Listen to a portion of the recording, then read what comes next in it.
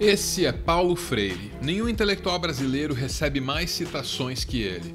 E faz sentido que seja assim porque a sua obra mais conhecida, A Pedagogia do Oprimido, abriu todo um novo campo chamado de pedagogia crítica. Uma filosofia educacional destinada a ajudar estudantes a desenvolverem consciência de liberdade e a reconhecer tendências autoritárias. Obviamente que pessoas com tendências autoritárias não gostam muito da pedagogia crítica. O prestígio de Paulo Freire fora do Brasil contrasta com a perseguição que ele sofreu aqui, na terra natal. Eu vou fazer uma pergunta de uma pessoa que ligou para nós, professor, o Álvaro de Santo André. Ele está perguntando se o senhor se considera um educador comunista. E por que o senhor acha que perguntas como essa acontecem? Olha, eu acho que, em primeiro lugar, esta pergunta é absolutamente legítima. Eu acho que é um direito. Não? O direito à pergunta, foi por causa do direito à pergunta que eu fui preso e depois fui exilado. Quer dizer, eu me bato por isso, pelo direito de todo mundo. Só que eu acho que o moço que perguntou está um pouco informado com relação às minhas opções. Eu não sou anticomunista nesse sentido medieval, de considerar que comunista come gente, de rosbife, mas também não sou comunista.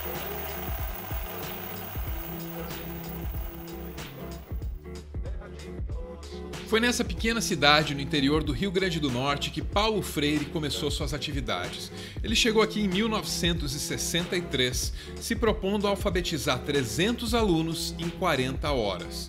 Era uma meta ambiciosa, mas ele conseguiu. O sucesso dessa primeira experiência pode ser atribuído, sem nenhum risco de cair na pieguice, ao poder da empatia do educador. Tradicionalmente, seguindo a lógica, o processo de alfabetização recorre a frases de estrutura semântica, sintática e fonética muito simples, tipo vovô viu a uva, o avião voa, pipoca pula na panela e assim por diante. Freire dispensou a simplicidade inerente a todas essas frases e preferiu se concentrar no cotidiano dos seus alunos. A maioria deles eram adultos e trabalhadores braçais. Para essas pessoas, o alfabeto e tudo aquilo que se pode construir com ele se revelaria com mais facilidade a partir de palavras e conceitos que fizessem parte do seu cotidiano. O agricultor aprenderia a grafar palavras e conceitos que fizessem parte da sua vida, tipo cana, enxada, terra, colheita. Já o servente de pedreiro deveria se virar com as letras de tijolo, cimento, madeira ou viga. Freire chamou esses termos, cuidadosamente escolhidos dentro da realidade de cada aluno, de palavras geradoras. Na medida em que o aluno decodificava os fonemas de cada uma dessas palavras geradoras, ele poderia usar esses mesmos fonemas para construir novas palavras e ampliar o seu repertório. O que começou nessa cidade poderia ser o início de algo muito grande, de algo maravilhoso para o Brasil. Só que o Brasil preferiu continuar sendo medíocre. Vou cantar-lhe nos meus versos.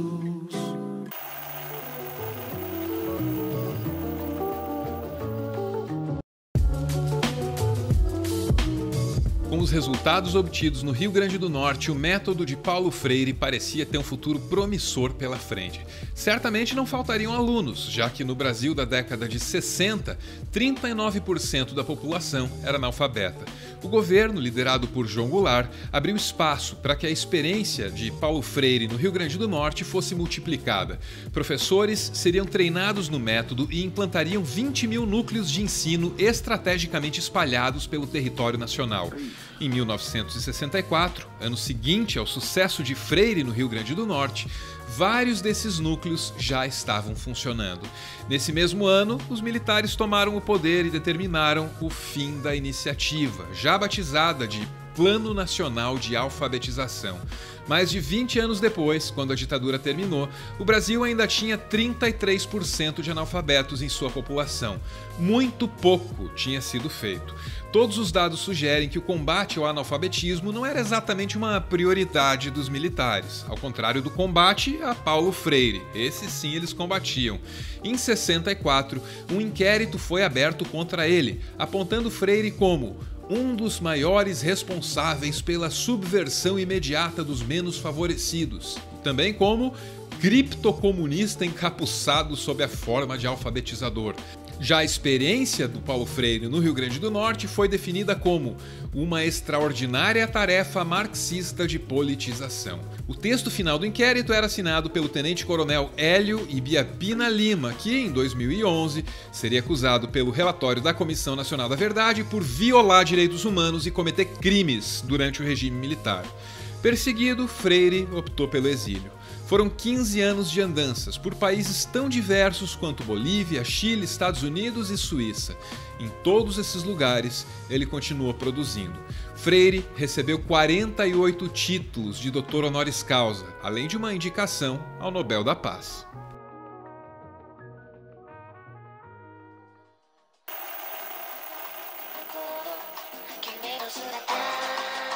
Quando a ditadura começou, em 64, o Brasil tinha 39% de analfabetos. Quando chegou a Constituição de 1988, ainda eram 33%. Em 2012, o número tinha caído bastante, 8%. Ou seja, os maiores avanços no combate ao analfabetismo no Brasil foram obtidos durante os governos civis, que, ao contrário dos militares, não perseguiam Paulo Freire. Em 2012, Freire recebeu o título póstumo de Patrono da Educação Brasileira. Naquela ocasião, o ideólogo do presidente Jair Bolsonaro escreveu um artigo de repercussão moderada, acusando o método de Freire de não ter reduzido o analfabetismo do Brasil. A acusação é irreal, é injusta, mas não é irracional. Há aí uma ficção engenhosamente estruturada. Primeiro, o ideólogo nos vende um Paulo Freire doutrinador. Depois aponta esse doutrinador como responsável pelo fracasso brasileiro no combate ao analfabetismo. Isso justamente no período em que Paulo Freire era perseguido e não podia desempenhar sua função por aqui. Não produziram nenhuma redução das taxas de analfabetismo em parte alguma. Produziram, no entanto, um florescimento espetacular de louvores em todos os partidos e movimentos comunistas do mundo. E só com isso, o ideólogo já desvia a nossa atenção do pouco caso dos militares com o grave problema do analfabetismo, para o qual eles estavam se lixando. Assim, o ideólogo protege aquela fabulação do passado da ditadura, na qual o Brasil distópico do século XXI sempre busca alguma inspiração. Isso é bom para o ideólogo, mas não é o suficiente. O golpe de mestre, ou será que seria golpe de guru? Esse golpe está sendo desferido agora mesmo. Quando o maior educador brasileiro passa a ser visto como doutrinador, cria-se uma ampla margem para sustentar que o Brasil tem uma educação construída à imagem e semelhança daquele Paulo Freire ficcional, uma educação doutrinadora e que, portanto, é passível de ser saneada primeiro e reestruturada por outros doutrinadores, esses bem reais, mais tarde. É claro que, como prêmio, o ideólogo ganha o direito de indicar um ministro para a educação brasileira. É pura malvadeza. Só que quando tem gente malvada no poder, resta a esperança de que essa gente aí seja incompetente. E é. Dificilmente você não vai ver um técnico que escala 2 times não fazer uma outra modificação, não porque o jogador seja ruim ou seja bom. É simplesmente naquele momento ele não está adequado para aquela função. Então eu vejo a substituição como algo natural e se eventualmente acontecer outras, inclusive comigo, tem que ser visto como algo natural. Os ataques contra o patrono da educação brasileira vêm junto com uma onda de ataques contra a educação brasileira em si. E por ataque eu quero dizer mentira, tipo essa aqui. E nas universidades, né? Você vai na questão da pesquisa, né? Você não tem. Poucas universidades têm pesquisa, e dessas poucas, a grande parte está na iniciativa privada, como a Mackenzie em São Paulo, quando trata do grafeno. Dados da Coordenação de Aperfeiçoamento de Pessoal de Nível Superior, a CAPES, mostram que entre 2011 e 2016, 15 das 20 universidades que mais produziram pesquisa no Brasil eram federais, 5 eram estaduais. Todas eram públicas. E esse tipo de coisa, esse tipo de ataque mentiroso, isso aí só dá mais e mais razão para o Paulo Freire. O desrespeito do poder público nesse país desde que inventaram o Brasil. até hoje, o desrespeito a educadoras e educadores é uma coisa que me ofende.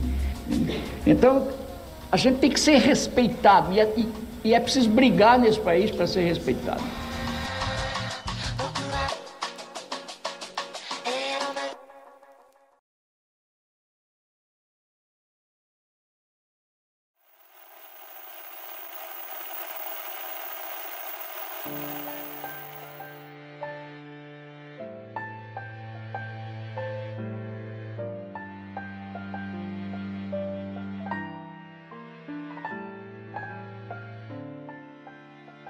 Muito obrigado por ver esse vídeo até o final, ou quase, porque eu tenho mais uma ou outra coisinha para compartilhar aqui com vocês. A primeira delas é que existe esse outro vídeo aqui no Meteoro que também faz referência à obra do Paulo Freire. Para você que conhece bem a obra do Paulo Freire, esse vídeo pode ser interessante porque mostra a aplicabilidade dos conceitos desse grande intelectual para muito além da pedagogia, que no caso a gente está falando de videogame, e aliás de um jogo excelente, maravilhoso, que eu amo. Então fica aí a dica, se você não conhece a obra do Paulo Freire, esse vídeo aqui pode te ensinar sim o básico do básico. Tá lá, se você quiser, quando você quiser. Outra coisa que eu queria dizer é que a gente está preparando esse livro aqui, e esse livro é uma tentativa de restituir muitos pensadores de seus pensamentos. Isso porque na criação ideológica desse Brasil distópico em que a gente está vivendo, muita gente mesmo foi usurpada, foi roubada de suas ideias. O Paulo Freire é o exemplo mais notório e nesse livro aqui a gente não vai esquecer dele. A gente vai tentar sim fazer justiça ao Paulo Freire. Como você sabe, o Meteoro é mantido graças a uma campanha de financiamento coletivo e quem participa aparece aqui no finalzinho, que é para receber o nosso agradecimento. Muito obrigado, Caio Pinheiro, lindão na foto. Muito obrigado, Marília e Ari. O Ari que ganha aqui uma mensagem da Marília. Diz ela: encontrá-lo foi um dos momentos mais especiais da minha vida e é um prazer imenso estar com você, buscando a tranquilidade. Obrigado, Ari, tô te amando muito. A gente agradece também o Ednelson, que nos manda mais do que uma foto, manda também um valioso conceito. Com essa foto aqui, o Ednelson nos ensina que precisamos saber rir de nós mesmos para viver. Tá coberto de razão, Ednelson. Beijo, tchau!